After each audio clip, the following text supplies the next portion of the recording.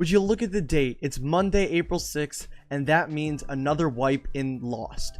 And now we have version 0.561, which has introduced a lot of new items that can be very helpful for winning fights and different raids, and also help you get better weapons and other items. So let's head over to the update log list on the Viking Community Discord server to learn about everything that's been added.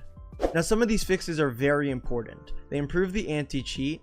They also made it so that the Shemagh or the head wrap does not allow you to negate damage, and they also added different descriptions to weapons that can be helpful. And they also removed dupes. They've also made some balance changes. They reworked the planes, which I'll get into later in the video. They also added admin role into the game, and they disabled collision on armor pieces. Now for the stuff we've been waiting for, the new items. They added a smoke grenade, a stun grenade which can work on scavs and raiders, a flare gun, the knife has been changed, and also the M92 has been changed, and they've also added a first aid kit. The first thing I want to go over is the planes. In the past, the planes came from one direction, which was right over here, and they would come across the map and drop them in a random spot. But now they can come in at any trajectory and drop random drops anywhere. Also, the flare gun, which has been added, allows you to shoot a flare into the air, which will then cause an airdrop to come in and drop you items in that exact location. Solter has also stated that the majority of airdrops are only going to happen in the main island, so if you do want that good loot, make sure you stay on the main island for those airdrops.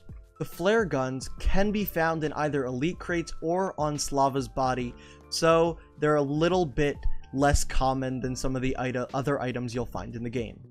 As you can see from this image, you'll see that the plane can come in from many different trajectories and has a ton of different points on the map that it will come from. Now, the next two things I'd like to talk about is the smoke grenade and the stun grenade. They're both craftable items, and they can be found right here or also in the weapons section. You'll find the smoke grenade has a description.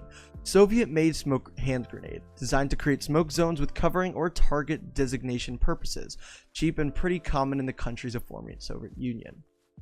That's just a little bit of lore for you. But this item can come in handy a lot, especially when doing raids, because you could place this smoke grenade onto the ground outside of a raid, so you can either counter raid or also protect yourself from being counter raided. This can also go along with the flash grenade, which is right here. It's called the Zarya, intended to suppress the mental stability by creating a sudden sound and a bright flash used in special operations for apprehension of criminals and in riot suppression. Although that's not very useful for the game, it is very useful when you are trying to raid or counter raid, similar to the smoke grenade. I believe that this flash grenade can also be used against scavs and raiders, so taking the oil rig or taking labs will be a little bit easier.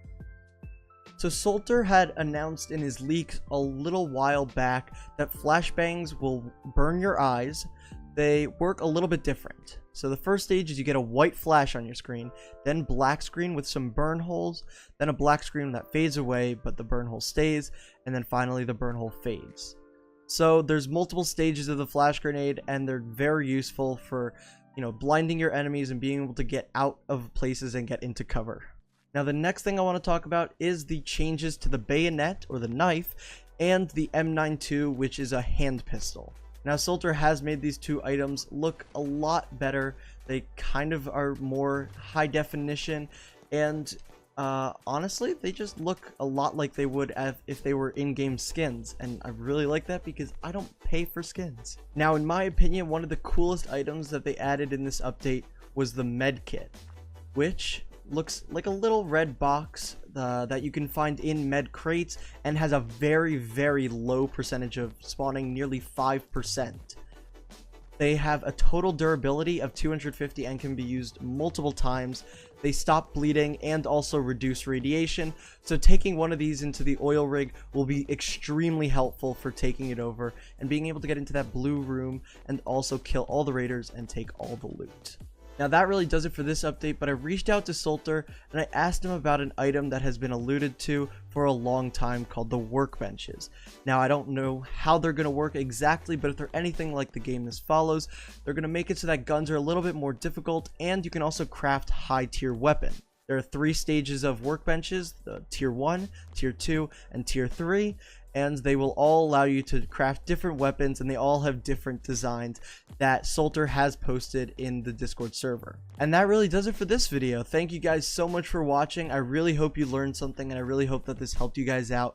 If you guys do want to come and see me play this new wipe live, I will be streaming tomorrow on Twitch at 2 p.m. EST.